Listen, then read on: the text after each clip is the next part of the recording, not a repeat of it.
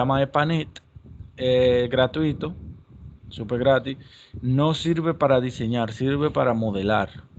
O sea, pero como nos sirve para modelar, nosotros podemos utilizarlo para hacer los cálculos y las referencias que nosotros necesitemos. Entonces, eso, el método que yo le voy a enseñar, pero eso va a ser más adelante, va a ser interactivo el panel y Excel. O sea, nosotros a diseñar a mano no vamos. Todo va a ser en computadora. Así que lo digo desde hoy porque hoy es teórico, que las clases siguientes a mí me gustaría que tengan un computador, porque si no se puede perder, o sea, a mí me gustaría ir haciendo ejercicio en la clase y que tengan como, digamos, que lo vayan practicando conmigo. Pero bueno, para arrancar la clase, hoy son las reglas del juego. Eh, es diferente a todo lo antes, a todo lo de las otras materias. Este para mí es totalmente diferente. 20 puntos de asistencia, participación y tarea, poniendo claro que esos son 20 puntos de ustedes. No tienen que participar, no tienen que hacer tarea, no tienen que venir. Ustedes vienen si quieren, ustedes participan si quieren y ustedes hacen la tarea si quieren. Esos 20 puntos lo tienen si la hacen o si no lo hacen. 100% lo tienen. Pero me gustaría que si ustedes vienen, que vengan con, digamos, con motivo y con ganas de venir a clase, porque ese es el punto, por eso que yo lo hago. Por eso que ustedes vienen si quieren, no tengo problema. Tenemos un primer parcial que vale 20 puntos y un segundo parcial que vale 20 puntos también. Y ya el trabajo y la exposición valen 40 puntos. No hay un final porque eso equivale como el final.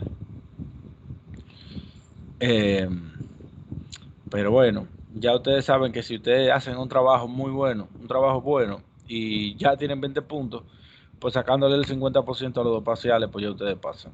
¿Sabe? Como que no es tan difícil pasar la materia, pero sí me gustaría que me demuestren, digamos, y ustedes verán que los parciales no son tan difíciles tampoco, pero sí les voy a poner claro desde hoy que yo sí me pongo duro en la exposición y en el trabajo. Eso lo quiero poner claro. Fechas importantes, primer parcial 30 de enero, o sea, la próxima semana. La semana que viene es el primer parcial. Segundo parcial 13 de febrero. Entrega de proyecto el 13 de marzo y las exposiciones va a ser el 20 y el 27 de marzo. Los trabajos míos en esta materia son por concurso. ¿Alguien de ustedes se imagina qué significa un concurso? Mm,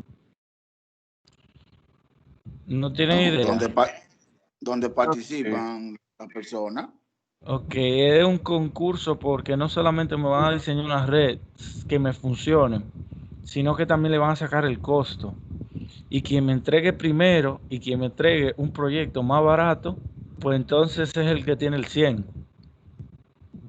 Y de ahí para abajo empiezan a disminuir la nota. Yo evalúo por tres características: funcionamiento, dinero y tiempo de entrega. Como fecha máxima tenemos el 13 de marzo. ¿Me entienden eso que están ahí? Van a ser grupos de tres, que en verdad, ahora mismo, ¿cuántas personas tenemos en esta materia? Que yo no sé exactamente. Somos 9, ¿verdad? Sí, yo vi somos como 13, 9, algo así, para yo 13, algo así. 13, 13 vi yo. 13.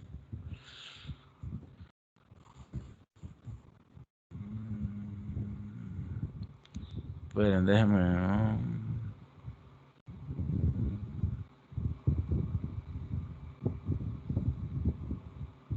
Vamos a hacer 3 grupos de 3 y 2 de 2.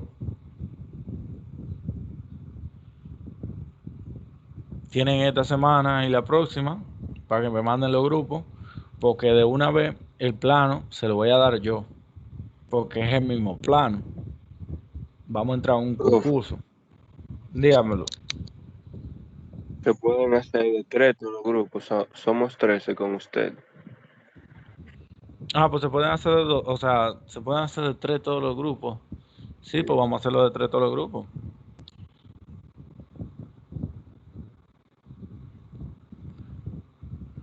Es más, somos 12. No, vamos a hacerlo de 2. Vamos a hacerlo por pareja de trabajo. Y va a ser un mismo modelo. Yo le voy a dar la información que ustedes necesitan. Y esa información, pues, ustedes van a competir entre ustedes mismos. Como les voy diciendo, el mejor proyecto, o sea, el que me Profe, entregue primero por por dónde le hacemos correo. llegar Por correo. Recuerden poner en asunto grupos de acueducto y de escribirme abajo, profe, le estoy escribiendo porque este es el grupo de acueducto, fulano está y fulano está. Profe, Porque yo pero tengo más ya, materia.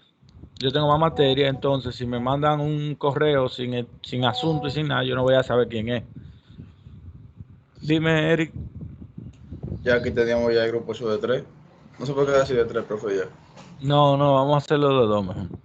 Ya. Vamos a hacerlo de 2 mejor. Si son 12 nada más, pues perfecto. O sea, porque no me acuerdo. El segundo parcial, como le estoy diciendo, es el 13 de febrero. La entrega máxima del proyecto es el 13 de marzo. Y las exposiciones son el 20 y el 27. Que el 13 de marzo yo creo que lo vamos a poder negociar. Lo de la entrega de ese proyecto se puede negociar, pero recordando que todo va atado a el concurso. Criterio de evaluación. El proyecto tiene que tener una memoria descriptiva de lo que ustedes están haciendo. Entonces, máximo 15 páginas. Debe cumplir con cualquier normativa, o sea, ustedes le escriben como ustedes quieran, pero si van a hacer referencia a algo, háganlo. Como, yo cogí de referencia a la normativa de INAPA, la normativa de la CAS, R008, yo cogí tal, o sea, se toman lo que ustedes quieran, pero déjenlo bien claro. Las respuestas en los exámenes tendrán positivo +1 y negativo 0.33. O sea, que una respuesta mala es peor que un no sé, o que un que la deje vacía. Usted, el tiempo de posición yo creo que lo voy a poder barajar más de 15 minutos, pero bueno, en principio lo estoy poniendo en 15 minutos con 10 minutos de pregunta que tienen que ver con el trabajo. Y los trabajos serán sometidos a control de plagio. Yo voy a revisar que otra gente no tenga el mismo trabajo. Claro está. O porque ustedes pueden utilizar el modelo de la forma de calcular de fulano de tal o la forma de hacer según tal gente, pero no es que otra gente, ustedes literalmente tomen toda la información. Aunque en verdad el concurso es un diseño y los diseños hay muy pocas cosas que plagiar porque de eso se trata el diseño. Yo estoy muy seguro que aquí no van a aparecer dos diseños iguales. Entonces, la puntualidad con el respeto a... Porque la puntualidad llega a clase, como yo le dije, si ustedes vienen o no vienen es lo mismo, no hay problema. Pero la puntualidad de entrega del proyecto y de las exposiciones no voy a negociarlo. Cuando ustedes hablen, por favor, controlar la manera de expresarse y en el momento que van a tener su exposición, que es el único momento en el que yo voy a solicitar que enciendan la cámara, porque tengan una vestimenta adecuada y que estén en un ambiente adecuado. ¿Alguien tiene alguna pregunta?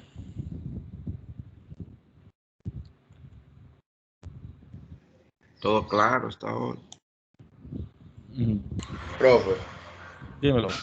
entonces para el proyecto, ¿el plano lo va a dar usted o es ya un diseño que nosotros vamos a hacer? No, el diseño las dos cosas sí. El plano lo voy a dar yo, las referencias se las voy a dar yo, los puntos de cota, la curva de nivel, todo se lo voy a dar yo, pero el plano ustedes lo tienen que diseñar. Ok. Se lo voy a dar totalmente digital para que tengan toda la información y lo moldeen como ustedes quieran. Perfecto. Profe, una pregunta. Dímelo. Entonces los grupos serán de 2. Sí, Pero ¿por qué no hacemos 4 grupos de 3, profe? Somos 12. no, mejor hacemos 6 grupos de 2. Ok. Así, porque cuando hay grupos de 3, ¿verdad? Que eso depende de los estudiantes, porque yo he estado en grupos de 3 que trabajamos los 3, pero también he estado en grupos de 3 que no trabajamos los 3. Eso es Una así, pregunta, ¿sabes? profe. Dímelo. La entrega del proyecto, ¿tiene que ser a mano o virtual el plano? Virtual. Ok. Así que a los que no saben usar AutoCAD, les recomiendo que por lo menos aprendan a tirar polilínea y que aprendan a hacer figuritas para que lo puedan hacer. Porque en verdad eso es un error de nosotros que no aprendemos AutoCAD. Y tanto que se usa eso. Tantas chiripas que uno se puede buscar, tantos chelitos por saber dibujar cositas básicas. No sé si me entienden. Sí, profe. Sí, profe. Así que vamos a entrar a materia. ¿Qué ustedes dicen?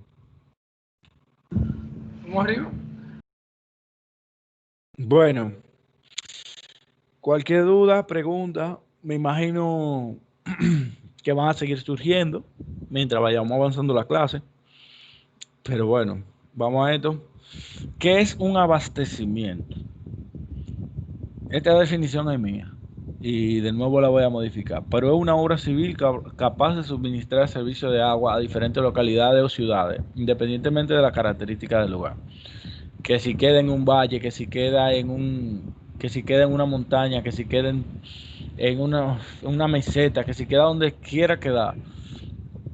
Nosotros como ingenieros tenemos que poder tener la condición o la capacidad de poder determinar diámetros y determinar sistemas o elementos en un sistema que nos permitan abastecer de agua a una ciudad o a una población. Entonces, ¿de qué depende? ¿Cuáles maneras tenemos? Tenemos dos maneras. Tenemos abasteciéndonos de agua, porque hay que buscar el agua en algún sitio, ¿verdad? Nosotros no lo estamos creando de la nada. Nosotros lo cogemos de un sitio y lo movemos para otro. Tenemos dos maneras. Tenemos la manera superficial, que tomando agua que esté en la superficie, o sea, eso es muy entendible. Y tenemos subterráneo.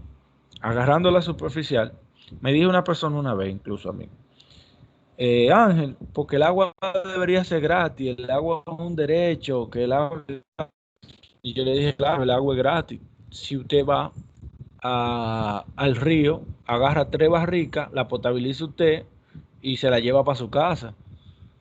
Pero todo lo que tiene que ver por los procesos que pasa el agua para terminar en una casa, que tiene que ver con captación, en el caso de San Francisco de Macorís, que de manera superficial, tenemos una captación superficial en Rincón, que pasa por una línea de adducción a una planta de tratamiento.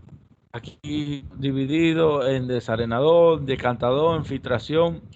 Y después de la planta de tratamiento, nosotros lo impulsamos o a un reservorio, que es un depósito o lo que sea, algo que nos reserve agua, o lo inyectamos directamente a la red. O sea, tenemos captación, tenemos tratamiento, tenemos transporte y tenemos distribución. Eso es de la agua superficial. Entonces, si nosotros tenemos tantos pasos que tenemos que cumplir y cada uno de esos pasos necesitamos energía, se necesita químicos, necesitamos materiales, necesitamos cuerpos técnicos que cumplan con esa labor, pues entonces no es tan gratis que sale. ¿Entienden? Entonces, digamos que estos son los procesos por el que pasa la parte superficial. Ahora, la parte subterránea. Perdón, en la parte superficial nosotros podemos pasar por ríos, como es en los casos de presas, que en realidad era un río, pero lo represamos y lo volvimos ¿cómo que se llama? Wow, se me fue el nombre. Pero un lacustre, Se me olvidó el nombre, que es como una laguna, pero que no es laguna.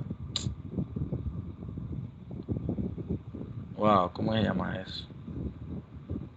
Una represa. Sí, pero la represa, la cantidad de agua que tiene un nombre. Se me olvidó el nombre ahora mismo. Pero bueno, el punto es que o la tenemos del río o la tenemos de agua salada o de agua pesada. Si es agua salada, por los procesos, en función de la característica que nosotros tengamos de esa agua residual, pues el proceso de tratamiento es diferente, ¿verdad? Porque si el agua es salada, pues nosotros la tenemos que desalinizar. Pero si el agua dulce y está turbia, o sea, que es oscura, que tiene muchas partículas suspendidas, pues entonces tenemos que aclararla, ¿saben? Y cada una pasa por procesos diferentes. Ahora tenemos el agua subterránea. El agua subterránea, nosotros tenemos algo llamado acuífero. ¿Qué es un acuífero? Lo que aquí nosotros decimos la vena de agua que va por abajo de la tierra. O sea, se llama, el nombre técnico es acuífero. Y tenemos tres tipos de acuífero. Tenemos un acuífero libre, que la altura de línea especiométrica coincide con el nivel freático. Tenemos un acuífero semiconfinado donde tenemos en la parte superior, digamos, dos estratos diferentes de tierra, pero uno es semi impermeable, ¿verdad? Que digamos que estamos medio presionándolo el agua. Y la número 3 tenemos un acuífero confinado que, aunque son subterráneos, incluso trabajan a presión. Incluso conozco un sitio donde se hizo un hoyo y el agua salió, ¿sabes? Emanó. Pero bueno, el punto es que se hace una excavación profunda para llegar al acuífero, en el cual se entra una bomba para poder succionar el agua que está en el acuífero y pasar por todo el proceso. Porque el acuífero tiene una, una parte de tratamiento diferente. Pues porque el acuífero, al tener mucha partícula debajo, que casi siempre suele ser así arenoso, como así, estilo arena o roca, entonces sale más filtrada, no sale turbia, sale sin contaminante patógeno y lo único que uno hace es clorarlo y después reservarlo, reserva y red de distribución de agua. O sea que tenemos una captación, una potabilización si hay que, una cloración si hay que, ¿verdad? La cloración siempre va, transporte y distribución. Tenemos eso claro, ¿cierto? ¿Alguien tiene alguna pregunta?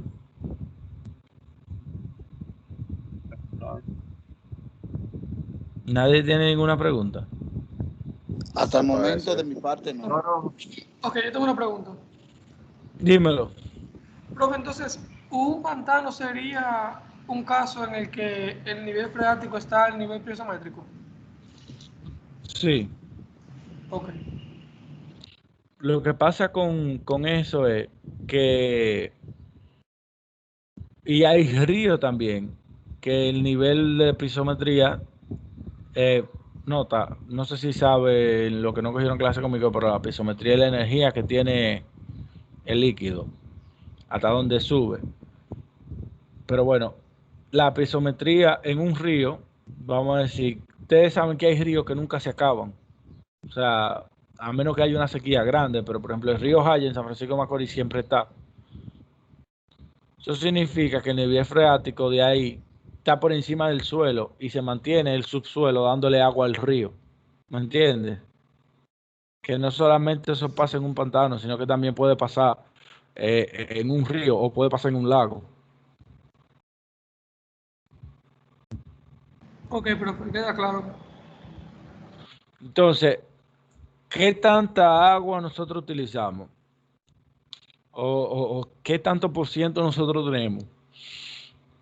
De nivel superficial nosotros conseguimos el 77% y agua dulce. El 5% que se utiliza en el mundo ahora mismo aproximadamente es desalada o desalinizada y el 18% de agua subterránea. Voy a poner el ejemplo de Sánchez Ramírez, Cotuí específicamente, todos los sistemas de abastecimiento de Cotuí son utilizando pozos. Existen los pozos de Quitasueño, existen los pozos del Yuna, pero todos son pozos.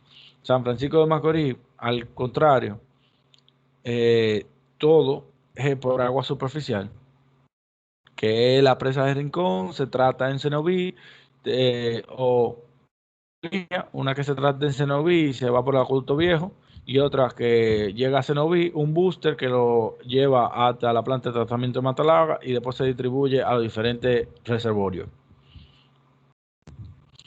Entonces, ¿qué es un depósito? Estamos hablando de depósito y eso es muy sencillo de entender. Elementos capaces de almacenar agua con diversas finalidades, como puede ser mejorar el rendimiento de la bomba, proporcionar agua y proporcionar agua en momentos urgentes o proporcionar o disminuir la pérdida de carga en la línea. Se dirá, profe, ¿cómo así? O sea, los tipos pueden ser soterrados o pueden ser elevados. Este es un caso de un depósito elevado. ¿Por qué yo digo esto? Déjenme prender un poco la cámara, que quiero que ustedes vean esto.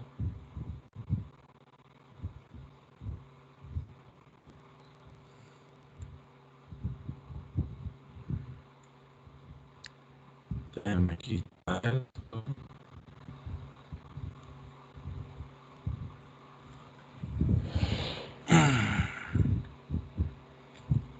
¿Por qué digo esto?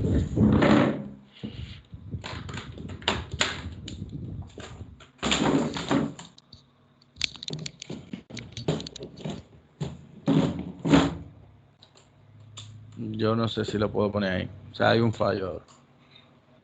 Pero bueno, déjame ver.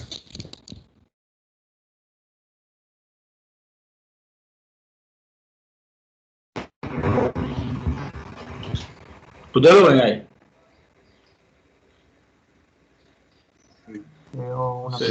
Sí, se ve. Espérense que no estoy, que tengo el speaker mío y no sabía. Ahora sí, ¿lo ven? Se ve la pizarra. Ok, perfecto. Imagínense que yo tengo un punto, un reservorio aquí, ¿verdad? Y que yo tengo un sitio donde tengo que dar agua a una presión por una línea de conducción, ¿verdad? La presión que yo necesito ahí es 10, por ejemplo, 10 metros columna de agua.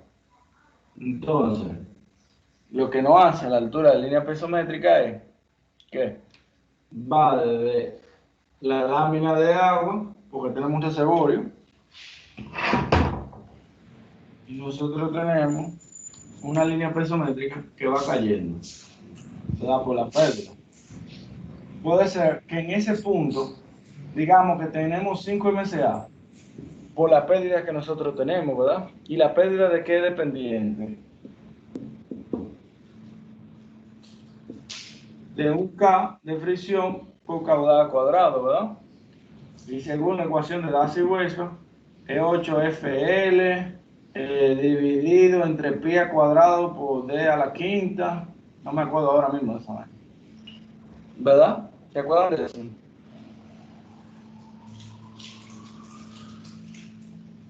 ¿Se acuerdan de eso? Bueno. ¿Cómo fue? Imagínense que yo tengo un reservorio aquí. Estoy supliendo agua a este punto aquí. Por la pérdida que yo tengo, yo necesito que llegue 10 metros columna de agua de presión, por poner un ejemplo. O el número que ustedes quieran. ¿Verdad? ¿Me están escuchando bien? Más o menos, profe. Sí, profe, sí. Entonces, imagínense que por la pérdida que yo tengo en la tubería, no llego a 10 metros columna de agua de presión, sino que llego con 5 metros columna de agua. ¿Cómo yo podría modificar eso? Bueno, puedo cambiar la tubería, poner una tubería más grande, ¿verdad? Sí. Puedo cambiar la tubería, que sea una tubería con menos factor de fricción también. Pero también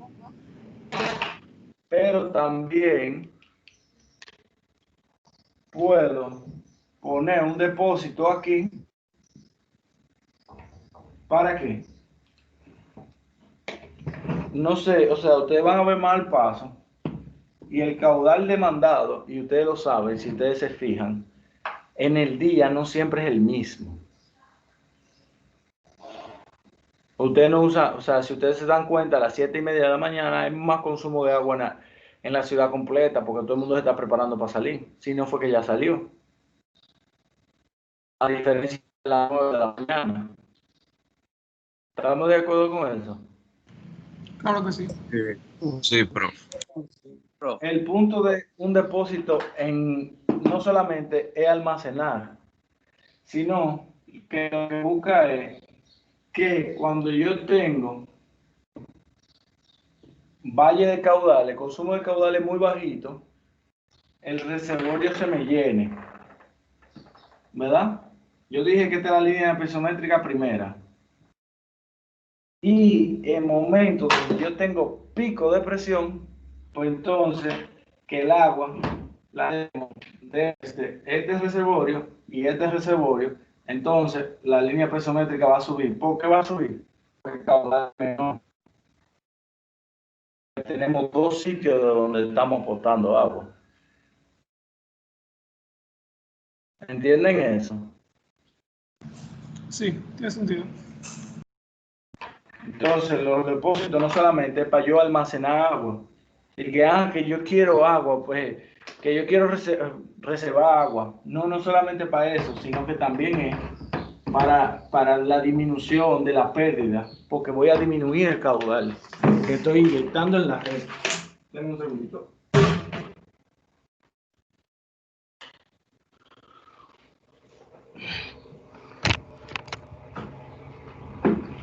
Entonces ya tenemos muy claro que los reservorios, aunque se llaman así mismos reservorios de reserva, no solamente se utilizan para reservar, sino también para modificar el funcionamiento.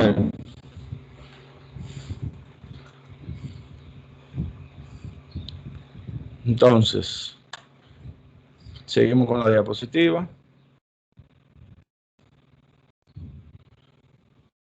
Entonces, ahora, ya que nosotros conocemos, digamos, los procesos a macro o a grosso modo, por lo cual son en función de que si es subterráneo o de si es superficial, y también conocemos ya los reservorios, ahora tenemos que conocer la red de distribución.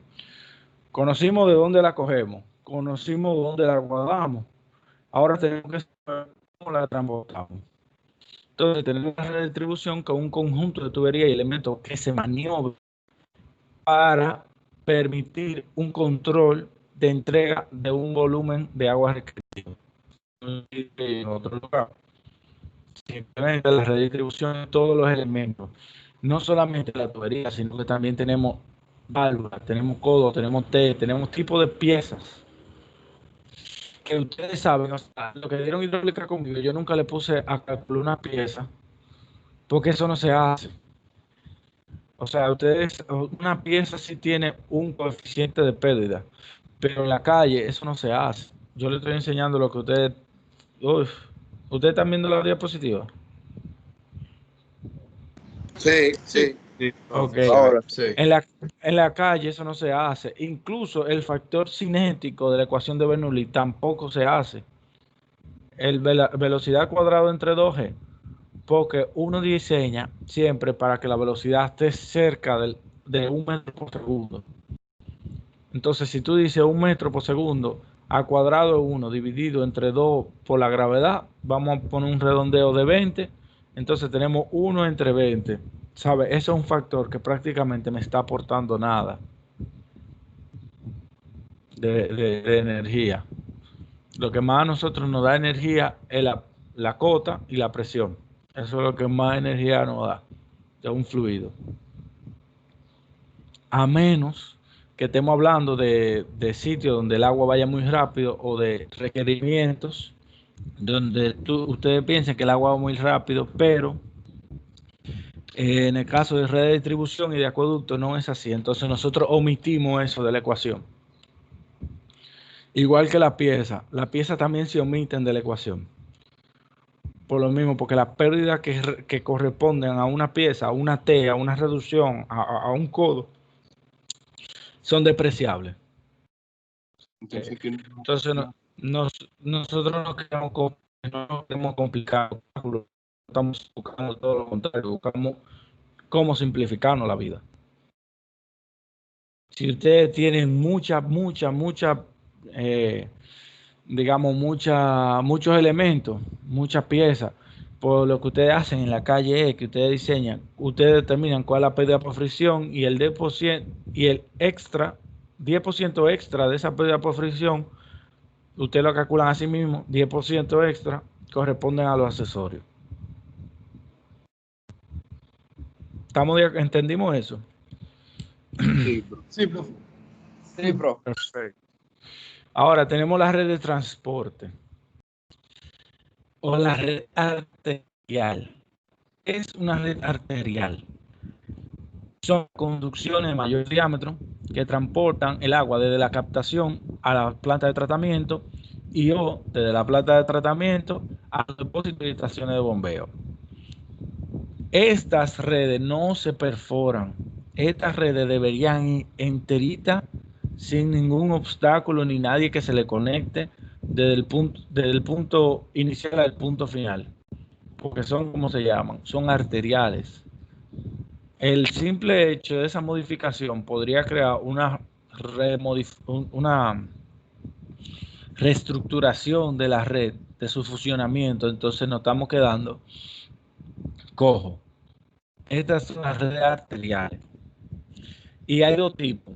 Voy a ponerlo claro. No lo tengo escrito aquí, pero sí para el examen. Tenemos la aducción, ADUCCION, aducción, que significa que es un transporte por gravedad. Una red arterial que transporta por gravedad. Y tenemos la impulsión, que es una red de transporte impulsada utilizando bombeo. Así, si yo le digo, no, porque la aducción, ya ustedes saben qué tipo de línea yo estoy hablando y cómo funciona esa línea. Y así mismo, si yo le digo, no, porque la impulsión, ya ustedes saben. Entonces, después de la red de transporte, tenemos la red secundaria, se llama así mismo la red de distribución, que son las tuberías que se conectan a la arterial, porque así se conectan a la arterial. Lo que no podemos conectar es que una cometida, no, eso está súper mal, o sea, eso está muy mal.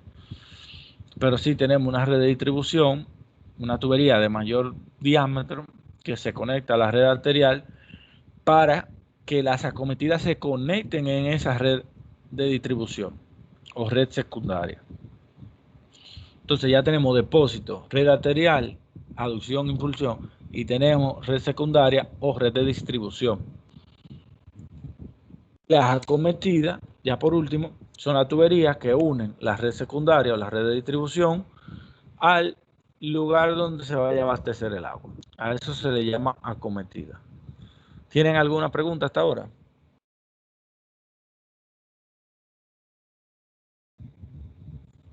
Ahora todo está claro. No, profe. Recuerden que esta clase enterita va para el primer parcial, que es la semana que viene.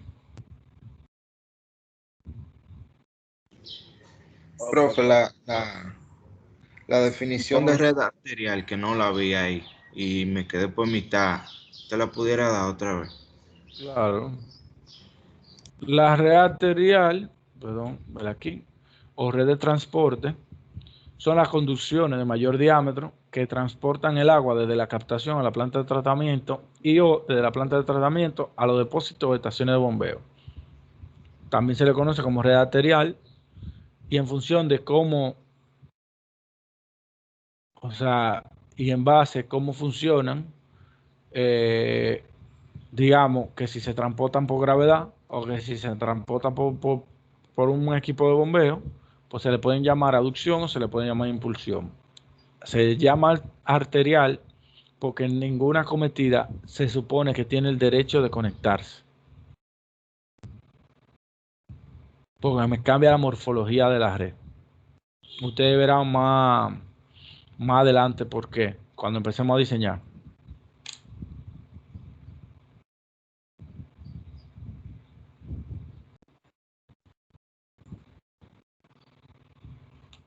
¿Estoy de acuerdo? Sí, bro. Entonces ahora vamos para los materiales. ¿Saben qué? Vamos a coger 10 minutos ahora para darle después eso bola. Estamos bien. Vamos a coger 10 minutos de receso para empezar los materiales que se utilizan. Sí, bro. Pues ya ustedes saben. Vamos a coger 10 minutos. En mi reloj son las 9:33, a las 9:43. Ok. Está bien. Está bien, está bien.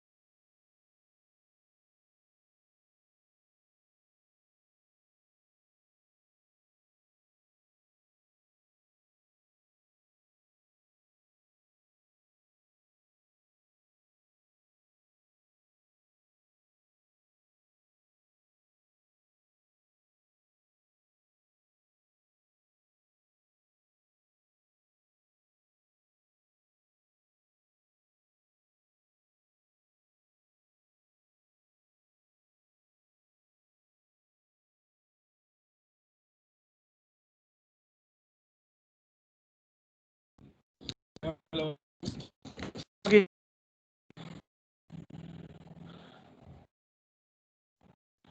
Aquí. Como te digo, profe. Perfecto. Bueno, ahora vamos a entrar a lo que son materiales. Ya ustedes conocen los tipos de conducciones, digamos, o el tipo de nombre que le dan a las conducciones, y los diferentes tipos de tubería en función de dónde están puestas y de su función, para la redundancia. Entonces, ahora, ¿de qué están hechas las tuberías? ¿Cuál es el material que se utiliza? Oh, Dios, coño. Ok. Tenemos dos tipos. Tenemos tuberías que son rígidas y tenemos tuberías que son elásticas. Los tubos rígidos son aquellos cuya capacidad de carga es limitada a la altura. O sea, nosotros, ustedes verán en diseño estructural, ¿Cómo fue? ya ustedes dieron diseño estructural o de hormigón. No, profe. Lo estamos dando. Bueno, No, profe, ahora. pero Estamos en diseño ahora. pues, algo que se llama calentamiento, ¿verdad? No sé si se lo mencionaba ya. Profe, Güey, usted se escucha entrecortado. ay, ya. Vale, 1, 3, probando. Lo 1, último, 2, 3, profe, probando. repítelo, por favor. Lo Pero último. ya entienden. Bien. Hello. Sí, se escucha. Ok. Ahora se escucha mejor. Cuando ustedes diseñan de manera estructural, ustedes diseñan al agrietamiento. ¿Ustedes han escuchado ese término ya? Agrietamiento. Yo había escuchado Ajá. como al momento máximo, no salía. Sí, al momento máximo para el acero, pero al agrietamiento es en función del hormigón. Ok, Pero bueno, ¿cómo? el punto es al punto de que se agrietan, pero en el caso de los tubos rígidos, nosotros nos hemos limitado a que el elemento estructural que no se diseña al agrietamiento son los que tienen que ver con agua. Llámese una cisterna o una tubería. Entonces, la capacidad de la tubería está limitada a que ni siquiera se agriete esa tubería, si son rígidas. Ok. Entonces, tenemos tuberías flexibles, que son aquellas que la carga está limitada a la deformación que ellos tienen. Uno, porque se agrieta, el otro, porque se puede deformar lo suficiente para cambiar la estructura digamos, de la tubería. A corto plazo, digamos, aquí tenemos este. El flexible lo que hace es que se ovala un poco y el rígido lo que hace es que transfiere su carga, porque este no se deforma con gran facilidad. Si nos vamos a largo plazo, el flexible lo que pierde su forma y el rígido lo que hace es que se agrieta o se rompe. Si se dan cuenta, tenemos grieta en la diferente parte. ¿Entienden eso? Entonces, en función de esa deformación, es lo que nos, digamos, lo que nos limita el diseño. Y en capacidad de esa ruptura, es lo que nos, en la flexible y en la capacidad de esa ruptura, es lo que nos limita la parte al tubo rígido. Entonces, empecemos con materiales. Fibrocemento o asbesto cemento. Son tuberías hechas, tienen muy buena calidad. Y, o sea, porque tienen un cemento de alta calidad, que utilizan sílice y que utilizan fibrocemento. O sea, fibro de asbesto, perdón. Por eso se llama fibrocemento o asbesto cemento. Pues son fibras de asbesto. Que resisten, estos son rígidos y la resistencia es dada en función de cómo se hace la mezcla que tú diseñes. Ya esta tubería aproximadamente desde el 99, de los años 90, ya se demostró que hay que cambiarla. ¿Por qué? ¿Qué químico dije que se utiliza para limpiar el agua? O sea, para nosotros quitarle todo lo que tiene que ver con patógenos y bacterias y cosas así. ¿Qué químico se le echa al agua? El cloro, ¿no es? Exactamente. Entonces el cloro reacciona con fibrocemento y sílice y crea algo llamado trialometano. Y los trialometanos son cancerígenos. Entonces se supone que ya en todo el mundo se tiene que estar cambiando este tipo de conducción, pero todavía existen, porque se utilizaban mucho.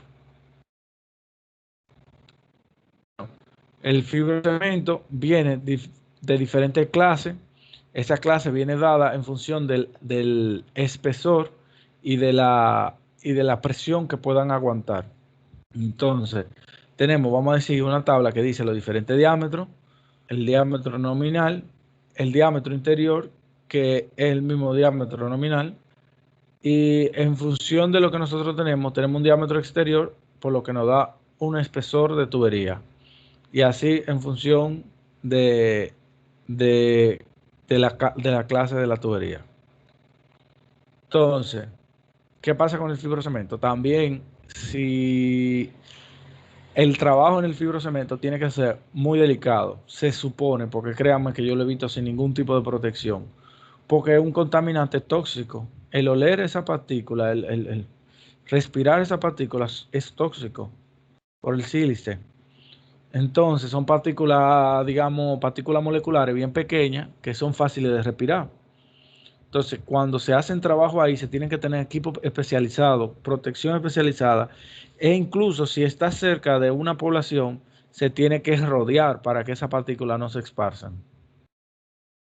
Le voy a ser sincero, yo nunca he visto esto en República Dominicana, pero estamos en la universidad y en la universidad se enseña el deber ser. Una cosa es el deber ser y en la calle ustedes van a darse cuenta de que una cosa es ser y otra cosa es el deber ser. ¿Estamos de acuerdo con esto? Sí, Sí, profe, profe. entonces esa tubería es muy rígida, ¿cierto? Sí, es rígida. Tenemos el hormigón armado, hormigón pretensado u hormigón post-tensado, como ustedes quieran. La de hormigón armado aquí se le llama lock joint, porque había una marca muy famosa llamada lock joint. Entonces cuando tú oyes que dicen, una tubería de lock joint, es una tubería de hormigón armado, que generalmente se utiliza para diámetros muy grandes y presiones de trabajo muy grandes también. Incluso la tubería pueden alcanzar hasta 4 metros de diámetro o 4.000 milímetros, como ustedes quieran ponerle. Entonces, ¿cómo viene eso? Tenemos la parte interior que va recubierta con hormigón.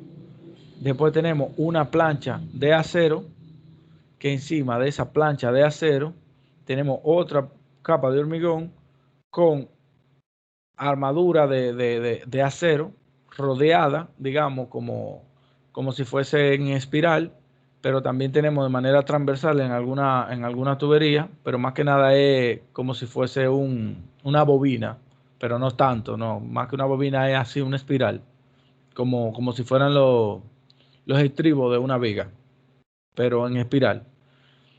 Y después va recubierto de concreto otra vez. Seguimos. Miren aquí, tenemos la parte interior, que es el núcleo, que tenemos una piedra lisa. Después tenemos el recubierto de acero y la parte exterior de nuevo la volvemos a tener de goma.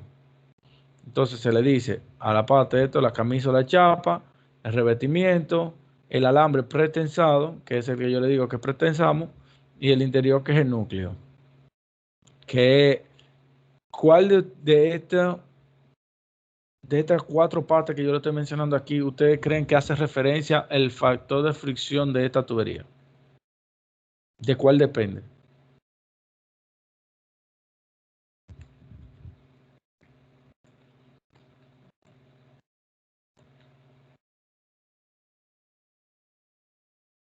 Hello.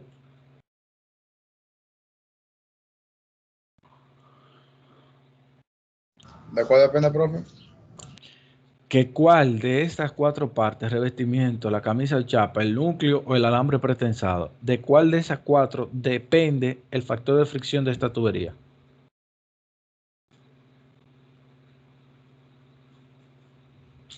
Del núcleo, profe. Exactamente, el núcleo, porque es el que está en contacto con el agua. Si tuviéramos un núcleo rugoso, entonces tenemos un factor mayor. Si tenemos un núcleo más liso, pues entonces tenemos un factor de fricción menor. Si le puedo dar para atrás, por favor. Ustedes se refieren, o sea, el núcleo en la imagen, yo lo que veo es como que tiene como un tipo de, se ve como texturizado. Entonces, por ejemplo, una tubería que tenga una textura así, de esa forma, yo creo que hace más fricción con el agua, ¿no es? Sí, en este caso, porque es más rugoso, pero hay algunos que es totalmente liso. Ok. O sea, se le pone un recubrimiento para que sea liso, lo más liso posible. Entonces, en función de la presión de trabajo y del diámetro nominal, nosotros tenemos una tubería de hormigón sin camisa de chapa, o sea, sin un recubrimiento. Otro que es armado con un tipo de armadura, otro con otro tipo de armadura. Hasta que tenemos un hormigón que es el que más aguanta, que es monolítico pretensado. O sea, eso yo no voy a llegar ahí, pero bueno, sí, esto ustedes tienen que saber cuál es el que más aguanta y cuál es el que menos aguanta. Y en función a eso, vamos a decir, de diámetro 300 milímetros hasta 2400 que tenemos de este tipo. Pero de este tipo tenemos de 250 hasta 4000, ¿entienden? Y así sucesivamente. ¿Cómo nosotros creamos las uniones entre una tubería y otra? Son de dos maneras. Y es en función del fabricante, ¿sabes? Y de la presión de trabajo que van a tener. Uno tiene que ver con que se conectan, digamos, una parte hembra y una parte macho con gomas que encajan, y cuando se encajan eso no se suelta ni por diablo. Y esa presión que tiene la goma, digamos, una con la otra, crea lo que es estanqueidad. ¿Ustedes saben lo que es estanqueidad? Sí, profe. ¿Qué es la estanqueidad? Bueno, a mi entender es cuando no va a ningún lugar, como que se queda en reposo. No es lo mismo estancamiento que estanqueidad, ¿eh? Agua. La estanqueidad es la facultad que tiene un material de imposibilitar que el agua filtre por ahí. ¿Entiendes? Ah, ok, comprendo. Es como su capacidad. O sea, para evitar que el agua pase. Podría ser entonces como capacidad de impermeabilización, ¿cierto? Algo así. Sí, algo así, la estanqueidad es la impermeabilización. Pero ¿qué pasa? Que la impermeabilización puede ser un plástico, digamos, pero vamos a decir aquí que tenemos otra manera también de unirlo. Como yo le dije, tenemos una plancha de acero que rodea esta tubería. Entonces, por esa plancha de acero se coloca una arriba de la otra, por así decirlo, de esta manera, y se solda por ahí. Entonces, por eso tenemos este tigre ahí adentro de la tubería soldando todo alrededor de la tubería. Ok. Profe, por eso saldría muy caro, profe.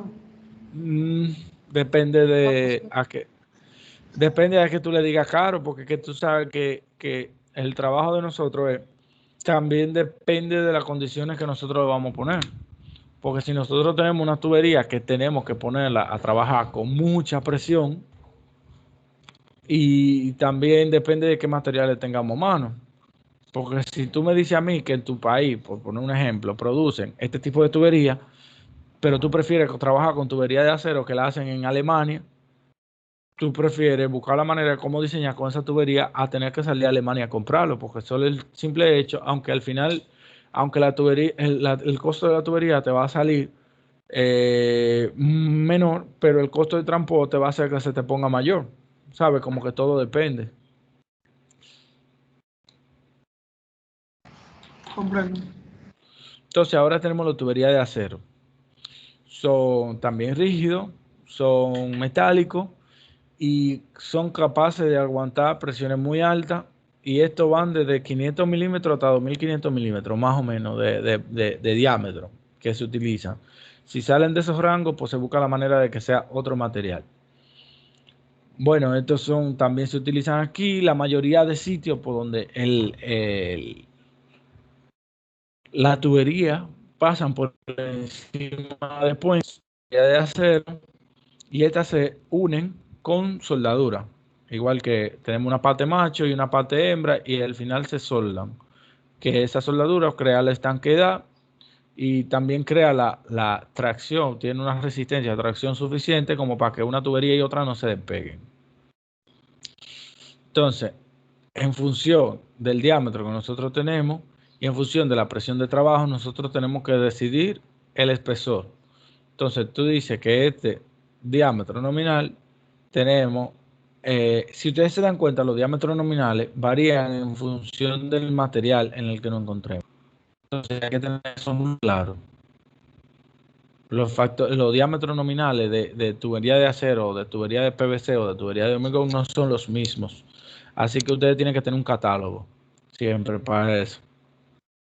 Entonces, tenemos un espesor en función de donde nosotros vamos a trabajar o digamos, de las condiciones de trabajo que vamos a tener y un diámetro nominal para cumplirnos con el transporte de agua. Nos damos cuenta que los mayores espesores se encuentran en la tubería de mayor diámetro y los espesores menores se encuentran en la tubería de menor diámetro. Ya la fundición dúctil o el hierro dúctil, que también se le llama aquí, perdón, es una tubería metálica que es de aleación de diferentes metales y el diámetro nominal va hasta 2000 metros, hasta 2000 milímetros o 2 metros de diámetro. Estas son tuberías, mírenla así, que son de color negro mayormente y su unión se realiza con digamos, esta manera de una palanca atando una con la otra y él va haciendo fuerza y esa palanca va como apretando una con la otra porque en su borde, no sé si se dan cuenta ahí, tienen un aro, vamos a decir, de goma que entran y no lo sueltan y crea la estanqueidad. Tres maneras de ponerlo. Si no es digamos, con esta palanca, que no me acuerdo el nombre ahora mismo, con ese, vamos a decir que parece como un diferencial, pero no es un diferencial. Y si son diámetros pequeños, pues lo suficientemente viene una persona, le pone una protección a la boca del tubo y con una vara, pues le hace el empuje, digamos. Y la tubería entra una con la otra. Pero si los diámetros van y cambian mucho y ustedes tienen una retroexcavadora, ustedes protegen el tubo y con la retroexcavadora se le hace la fuerza suficiente para que entre allá. ¿Entendieron eso? ¿Cómo se coloca esa tubería? Sí. Yo creo que eso está fácil, ¿verdad? O sea, eso no está difícil de imaginar. Bueno, ahora tenemos el plástico reforzado con vidrio o PRFV. Estas son tuberías que se están utilizando y cada vez se están haciendo más famosas porque es como plástico y con vidrio y se están utilizando con muchos sitios con plástico, como se dice, reciclado y se combina con el vidrio, que también el vidrio están buscando la manera de qué hacer con ellos, con los desechos. Pero el punto es que estos se pueden usar tuberías que aguanten hasta 32 bares, que son 464 psi de presión, y tienen diámetro hasta 2400 milímetros. Estas son tuberías que en sus campanas, si se dan cuenta aquí, tienen un goma para lo mismo. Entra, es fácil de entrar. Estas son rígidas, fácil de romper, pero son livianas y su transporte es barato. Entonces, ustedes pueden transportar mucho, muy fácil. Chup, entra ahí y las gomas se encargan de crear la resistencia de tracción y de crear una estanqueidad. En función de la presión nominal, ay, ¿dónde está el clic? En función de la presión nominal, que existen diferentes tipos. ¿verdad? A la presión que nosotros nos vamos a encontrar, porque esa presión va a hacer que la mezcla, digamos, plástico-vidrio, sea diferente y en función del diámetro nominal. O sea, mucha presión aumenta el espesor, se modifica la, wow, ya lo diré, se modifica la mezcla y tenemos diferentes puntos de trabajo de este tipo de tubería. Tenemos PVC, que es policloruro de vinilo. Tenemos dos tipos. Tenemos el PVC-U, que es un vinilo no clasificado, que es el que casi siempre se utiliza aquí. Pero también existe el policloruro de vinilo con orientación molecular, que se creó una modificación molecular para que, o el PVC-O, para que resistan más. O sea, le voy a explicar ahora cómo funciona uno y el otro. Entonces, la unión de PVC se crea de dos maneras. O limpiando la boca y poniendo un cemento PVC especial para eso, que al final cuando se seca se vuelve como una goma. O que tengamos un borde de goma y el otro, y el macho, digamos, de la otra tubería se engrasa y entra ahí, cuando entra ya no sale. Y esa goma tiene la suficiente capacidad para crear estanqueidad de que no fugue agua. Entonces, ¿entendieron esto aquí? No solamente tenemos un PVC, sino también tenemos un PVC-U, que es el que nosotros usamos, y tenemos un PVC-O, que es orientado. Y también existe un CPVC, que es hecho para agua caliente. Pero en este caso, como nosotros vamos a hablar de acueducto y de red de distribución de agua, pues nosotros nos concentramos con esto dos. ¿Entendimos esta parte aquí? Sí, profe. Sí, profe. Ustedes están como hartos, yo no sé, ustedes están cansados. No, profe, ¿cómo así? No sé. Y ya por último tenemos la tubería de polietileno, que son tuberías que alcanzan dimensiones hasta 1600 milímetros con presiones de trabajo de hasta 362 psi. Estas son tuberías chulas porque son tuberías que se transportan fácil, son elásticas, ¿verdad? Tienen mucho diámetro, o sea, pueden ir de media pulgada hasta 1,60 m. ¿Saben? Eso es una tubería bien grande. Y en función de para qué se van a utilizar, tienen un color de aquí diferente. En el caso del agua potable, tiene un color azul. Amarillo creo que es electricidad, rojo de otra cosa, ¿saben? Pero el azul es el de agua.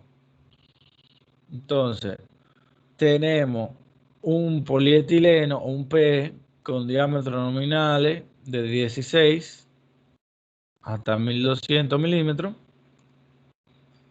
donde, ¿cómo se colocan las conducciones de polietileno? Se hacen con accesorio mecánico, se unen con accesorio mecánico, o sea, es decir, una junta que lo una uno con el otro. Puede ser con una unión electrofusión, que se solden, pero con electricidad, y otro es con una soldadura de tope, que existen este tipo de máquinas que unen una con la otra y crean como una fundición entre una tubería y otra. Y esa fundición hace que no se suelte, olvídense, que no se suelta nunca. ¿Qué tiene esta tubería? Que son muy elásticas. Entonces, cuando se le mete presión y se le está haciendo prueba de presión, crecen. Si tú no la tienes bien agarrada. O sea, crecen literalmente, se expanden, se extienden por lo mismo, por la capacidad de elasticidad que tienen. ¿Se pueden deformar, profesor, este tipo de Sí, sí, tuberías? a eso que estoy refiriéndome con crecer, que se deforman muy fácil. Si no se le coloca de manera correcta.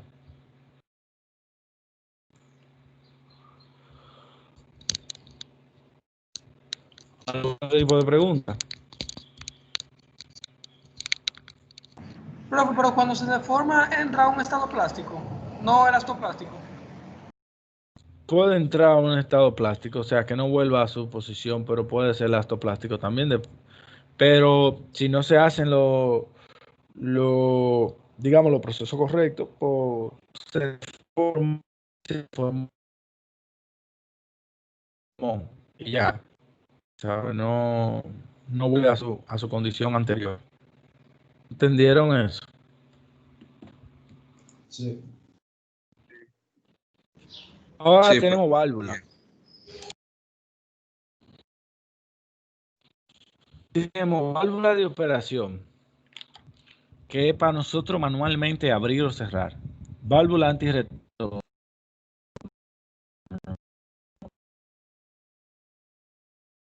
que le llaman check. En una solución. Tenemos válvula de admisión o expulsión de aire, que también se le llama ventosa. Tenemos válvula de regulación y válvula de control de flujo, que estas son válvulas automáticas. La de operación suelen ser así estilo mariposa, que tenemos un disco dentro, que en función vamos dándole vuelta a eso, el disco se va poniendo perpendicular o paralelo a la línea de eje de la tubería. Entonces imposibilita o permite el paso de agua. La válvula de antirretorno hay más de una, pero en este caso tenemos, cuando viene el flujo de aquí para acá, ellas se abren, pero cuando viene de allá para acá, pues se cierran solas. Entonces evitan el flujo en esa dirección.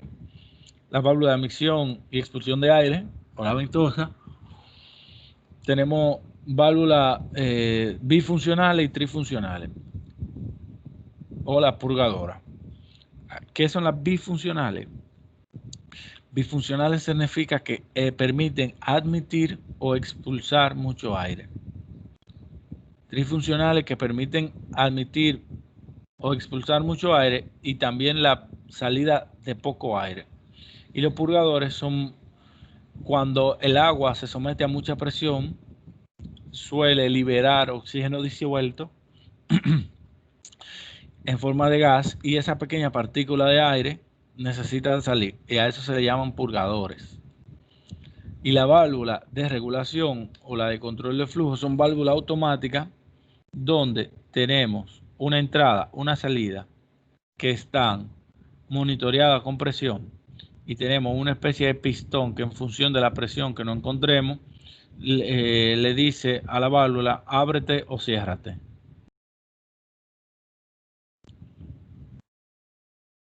Otro elemento que nosotros necesitamos conocer, los desagües. Se colocan en los puntos bajos de la tubería y se utilizan para desaguar la tubería, valga la redundancia, o vaciar la tubería en momentos en los que se requiere. Se le coloca una válvula cualquiera, una válvula de cote, porque eso se abre para soltar el agua, y se le coloca con una T en la conducción, no con un clan. Hay mucha gente que le coloca un clan. Un clan es donde se conecta la acometida. Entonces tenemos la conducción, que si yo la quiero vaciar, yo lo que hago es que abro esta válvula y todo el agua va a salir por aquí y permito que se vacíe. Otro elemento son los hidrantes de columna seca, que son los más famosos, o los hidrantes de columna húmeda. Lo de columna seca es que por aquí abajo es que va la tubería y después se conecta, y este es que se conecta directamente en la tubería. Entonces, se utilizan, ¿para qué se utilizan los hidrantes? ¿Para qué se utilizan los hidrantes? ¿Quién me podría decir eso? Además de para incendios. Yo iba a decir esa, la del incendio, pero ya te lo dije. Además de la de incendios, ¿quién me podría decir para qué se utilizan hidrantes? Eso, profe, es como quien dice la salida de una tubería de agua que está ahí visible. Miren, los hidrantes también se Profe, utilizan. No sé como también un recurador. Los hidrantes no se utilizarían para tubería grande ya, o sea, que tenga mucha presión para poder retenerla. ¿El qué?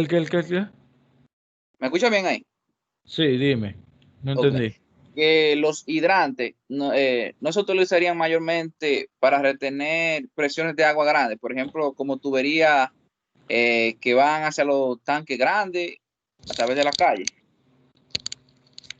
O sea, yo no estoy preguntando, no entiendo tu pregunta, te voy a ser sincero. No, yo no lo estoy preguntando. Ay, ¿qué es lo que tú me estás diciendo? Yo le estoy, Porque no yo lo le estoy entendí. diciendo que los hidrantes se utilizan mayormente para tuberías que son grandes, que llevan demasiada presión. Sí, puede ser que sí y puede ser que no, porque el hidrante eres tú que lo diseña a dónde va. Ok, Tú como diseñador, tú decides dónde va a poner el hidrante. ¿En función de qué? En función de lo veremos en los próximos episodios. Manténgase al tanto. ok, entiendo. Pero el hidrante también se utiliza para riego. Conexiones de hidrante, porque el hidrante es una toma de agua. Y en función de su tamaño, tiene un caudal de diseño de 2,5 pulgadas, 2 pulgadas, de 3. Profe, yo he visto que los bomberos, como ahora que usted dijo de riego, me acordé, que los bomberos mayormente lo utilizan para cuando necesitan agua urgente. Sí, Cuando, por eso dije además de incendio, porque el incendio, digamos que es la manera que nosotros más que nada conocemos para qué se utiliza el hidrante. Pero quería preguntarle, ¿para qué más, además de incendio, además de para los bomberos, para qué se utilizan? ok. ¿Alguien más tiene alguna idea?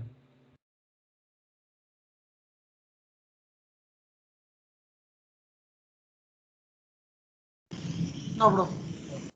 La verdad que no. Cuando ustedes tienen una conexión, el hidrante, porque ustedes no dicen, ustedes dicen hidrante, ustedes no dicen contra incendio. El hidrante sirve para la conexión, para suministrar agua de mucha agua de manera muy rápida. Para eso es que sirve el hidrante.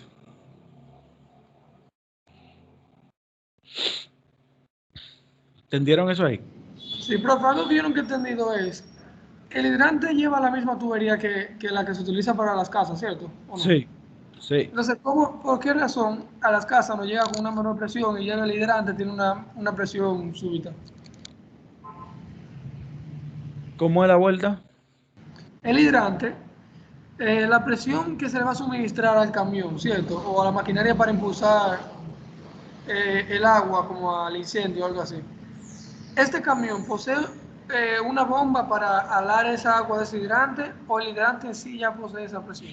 Se supone que el hidrante se diseña para que cuando se abra salga con una presión.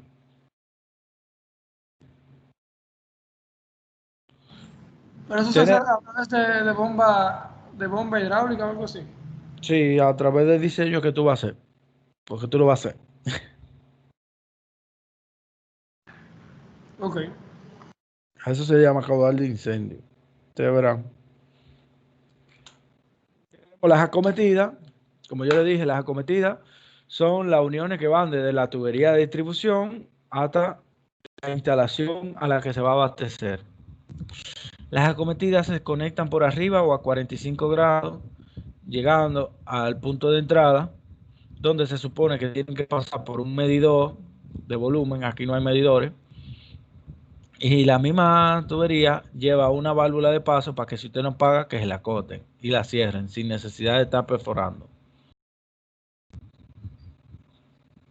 Entonces tenemos la red de distribución de agua potable, las acometidas de abastecimiento y las instalaciones interiores. Los anclajes. Algunos de ustedes saben qué es un anclaje. O sea, ya ustedes están viendo la foto, pero ustedes saben por qué se utiliza eso. Para mantener la tubería en su sitio, ¿no? ¿Y por qué la tubería no estaría en su sitio? La presión que pasa por ella es fuerte y el agua puede que, no sé, la mueva con el tiempo. Porque es una unión, profe, ahí. Ok, más que porque la unión, porque lo voy a decir, las uniones tienden a tener siempre, de todos los materiales, las uniones, la soldadura y ese tipo de cosas, tienden a tener mayor resistencia que los elementos que se ponen, digamos, inicialmente en un sitio. Pero más que nada, además de la unión, es por otra cosa. La presión, bueno, En este caso no, porque se supone que la tubería, las conexiones de la tubería tienen que tener la capacidad de soportar la atracción ejercida por la presión. Es por otra cosa.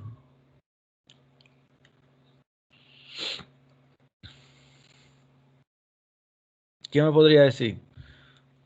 Vamos, 20 puntos rifando. Mentira, no estoy rifando nada.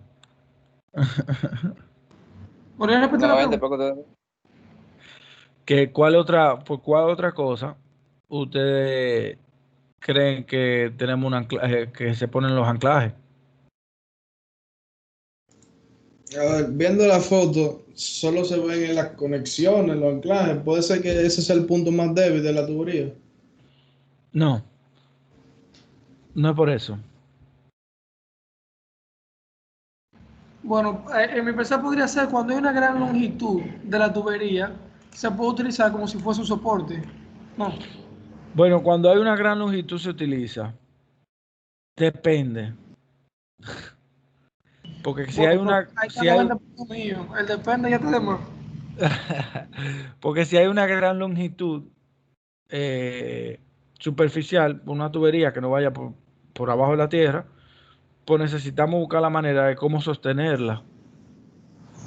Profe, Y ahí se ancla. Pero hay otro tipo, hay otros asuntos. Dímelo. ¿no será por el desplazamiento? Pero desplazamiento debido a qué? Por la presión del interior. No, por la presión no es. O por el empuje. ¿Por cuál empuje?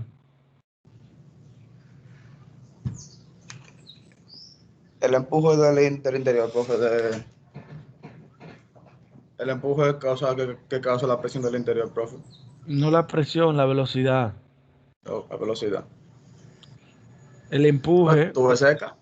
Ustedes dieron fluido. El empuje tiene que ver con la cantidad de agua que tú estás pasando y a la velocidad de agua que tú la estás pasando. Y el cambio de dirección que tú le sometes. ¿No le dieron eso? Cuando tú lo cambias, o sea, cuando tú cambias de dirección el fluido partícula, el fluido tiene inercia. Va a intentar mantener su rumbo. Entonces crea una especie de choque. La presión a la que se someten las uniones sí se aguanta por las uniones, pero la presión del empuje no. Y cuando viene a ver la presión del empuje de manera nominal, sí la aguanta. Lo que no aguanta es la presión del empuje, si hay un golpe de ariete o lo que sea, que hay un vaivén del agua y el choque es mucho mayor. Si se dan cuenta, aquí tenemos un anclaje en un codo 90 grados y aquí lo tenemos en una T. Lo que pasa es que no tiene una conexión más para adelante, pero eso es una T. El anclaje sirve para tanto agarrar para que no se vaya para allá como para que no se mueva para acá. ¿Entendimos esto aquí? Sí, profe, se entendió. Y es como dice Rusen. ¿Dónde es que está la otra foto? Mira aquí. Si nosotros tenemos una tubería que va por encima del terreno, en este caso no es porque está al lado del hoyo, pero se ancla para que no se deforme la tubería. También. No solamente para sostenerla, sino para que no se deforme. Entonces ya la instalación de la tubería, ¿dónde se pone la tubería? ¿Quién me podría decir? ¿O cómo se coloca la tubería?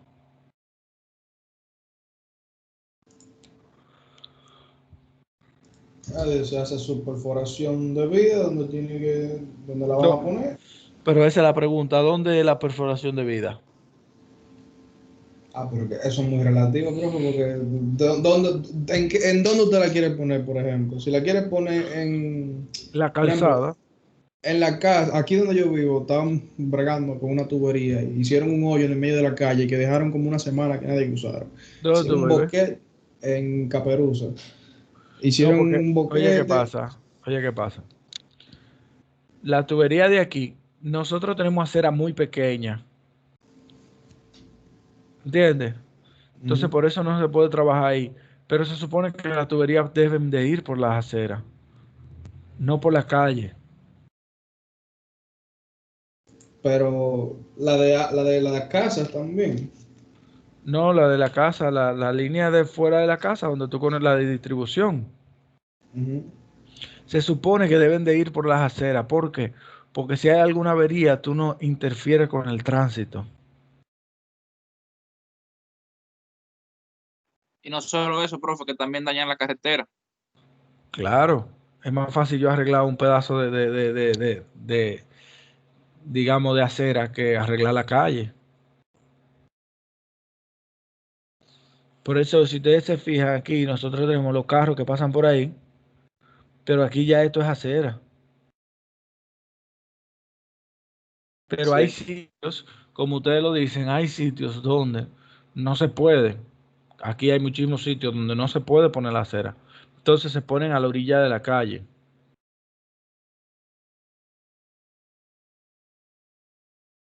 ¿Entendimos eso? ¿Qué profundidad tiene la tubería? Bueno, depende. Depende del tipo de suelo que haya. Depende del tipo de automóvil que vaya por encima.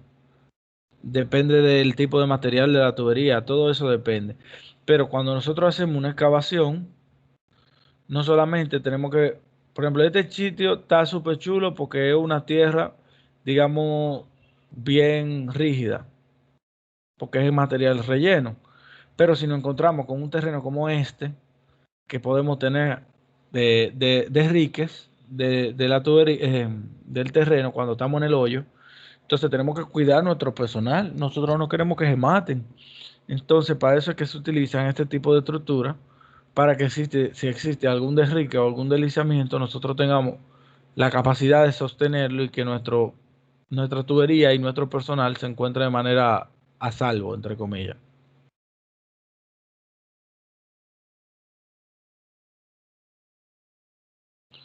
¿Estamos bien con esta parte de la materia? Sí. Sí, profe. De momento sí. ¿Alguna pregunta? ¿A qué profundidad de estándar se coloca más o menos, profe? Dependiendo de las cosas que usted dijo. 80 centímetros.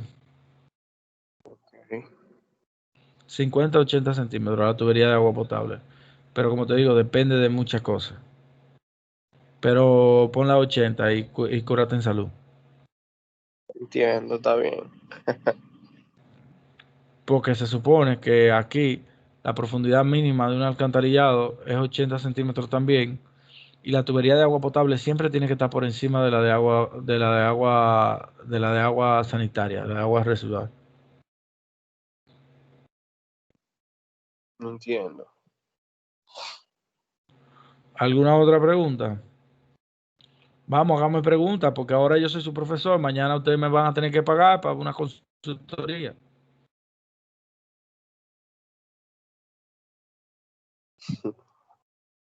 Es que por ahora como que me pregunto, profe. Este material que yo le acabo de dar es para el examen de la semana que viene. Como le dije, el primer parcial de la semana que viene.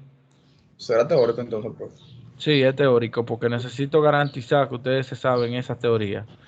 Para que si yo le hablo de aducción, le hablo de hidrantes, le hablo de tal material, yo tener claro 100% que ustedes saben de qué yo le estoy hablando. Si yo le digo, que vamos a sumar una tubería de polietileno, no, mejor de hierro dúctil. ¿Por qué de hierro dúctil? Porque por ahí va a pasar muchos camiones y no quiero que se me rompa fácil para la avería. Que yo no la quiero de hierro dúctil, la voy a poner de cemento, de hormigón armado. ¿Por qué? Por esto, por aquello. Porque esa es una arteria y la distribución la voy a poner de polietileno por aquella cosa. Tú sabes, como que quiero que cuando yo utilice esos términos, ustedes entiendan lo que yo le estoy diciendo.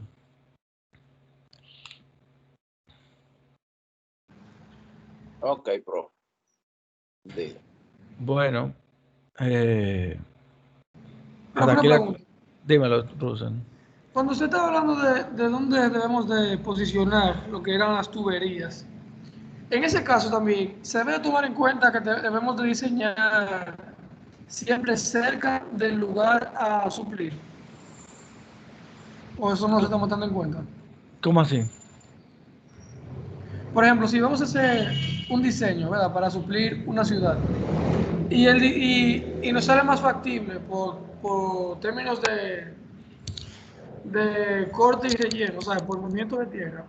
Entonces, sale más factible el diseñar cerca del punto a suplir, a pesar de que sea más costoso el movimiento de corte de tierra y todo eso. Depende. ¿De qué? Oye, esta es la mejor respuesta del mundo. Depende de la mejor respuesta del mundo. Pero repítame. Depende, es la mejor respuesta del mundo. ¿Por qué? Depende. Porque eso depende de quién va a hacer la inversión. Al final todo es monetario.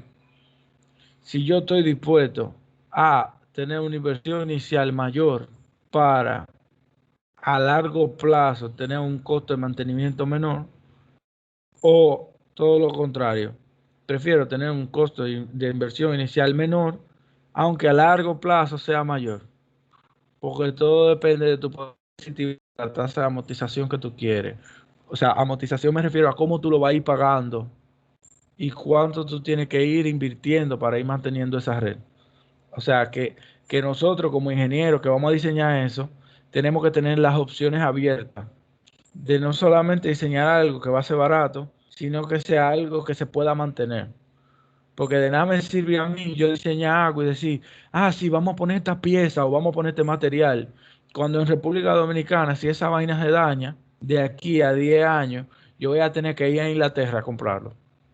¿Sabes? Como eso depende de cómo tú lo quieras utilizar. Ok, me queda bien claro. Ok, gracias, profe. Este no, a Russell yo lo conozco porque es primo de Yoria y nada más piensan en 4, porque por eso era que estaba pensando en dinero. ¿Y cuál es Por más eso, costoso? Pero buena pregunta. ¿Alguna otra pregunta? Profe, ¿cuáles tipos de materiales de lo ya mencionado no se fabrican aquí en República Dominicana? Bueno, perdón, se fabrican aquí. Yo creo que ninguno. Para ser sincero, yo no conozco ninguna fabricante de ningún material aquí, todo es importado. Creo que tal vez Acero Estrella hará tubería. Creo, ¿sabes? Pero no sé. Incluso lo que compran la ferretería aquí, la tubería, que dicen, que ese es de presión y que ese es de semipresión. En verdad eso tiene que ver con si son SSH o si son SDR21, SDR32. Eso depende de la composición del PVC. Ok, profe. Ese material que vimos hoy lo vamos a tener disponible para estudiar. Sí, claro que sí. Más tardar mañana, porque lo que pasa es que yo estaba muy ocupado. Pero más tarde mañana yo voy a subir todo el material de toda la materia. Ok. Porque me voy a poner para eso en un momento y así la subo toda la de toda la materia. Pero usted la va a subir esta semana para dar una repasadita. Claro, mañana más tarde, te estoy diciendo. Perfecto. O sea, más que nada es el examen la semana que viene. Y ahí yo le voy a enseñar el proyecto. Antes del examen yo le voy a hablar del proyecto y, o sea, del plano, de las características, de lo que nosotros tenemos que lograr hacer, de cómo lo vamos a hacer, ¿verdad? Y después vamos a dar el examen.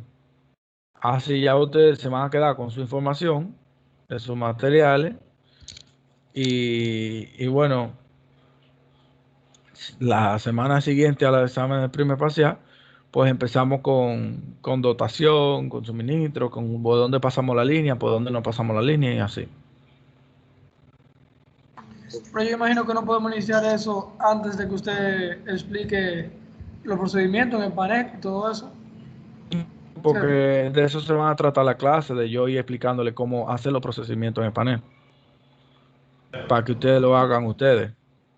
Yo tengo un ejemplo sencillo, porque es como dicen los memes, en clase 1 más 1 igual a 2, pero en el examen o en el proyecto te meten una integral que tú la tienes que hacer integral por parte y jodiendo mucho.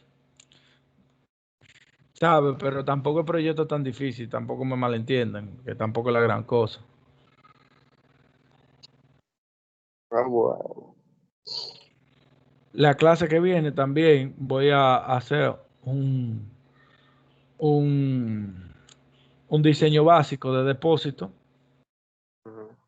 que también va para la semana que viene. Vamos, la semana que viene tenemos el primer parcial. Tenemos diseño de depósito y tenemos el proyecto. Yo darle la información del proyecto y que ustedes se vayan familiarizando con el plano. Muy bien, profe. Ok, profe. Por favor, mándame los grupos de trabajo. Y bueno, pues hasta la próxima semana. Los grupos será por Gmail, ¿cierto? Por Gmail no. No me mandan por Gmail. ¿Por dónde entonces? Por vaina, por El correo de la aquí. UNE, ¿no? Por el correo de la UCNE. No por Teams, por Outlook. Ah, ok, ok. Bueno, pues pasen buena. Feliz Igual. sábado. Igual, profe. Y nos vemos la semana que viene. Igual, profe.